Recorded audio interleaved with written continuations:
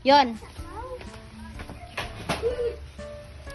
Bati jud bitaw mig balay ay hindi jud na ikalimod. Tanawa ra gud nagkaguliyang pang sulod pero di jud na ako na ikaulaw ay kay ngano sariling balay manina mo at least wala mi garanta. Mauna ang bintaha diha. Pero try og suri diri sa among balay, di ba Disney princess kay ka. Kay ati manon jud ka na mo og taman diri ah. Kay maskin pobre rami, utangan jud ti kag kape para makapamainit lang ka. Wa pa hibaw igpadad-an pa kag bisayang manok sa kong papa.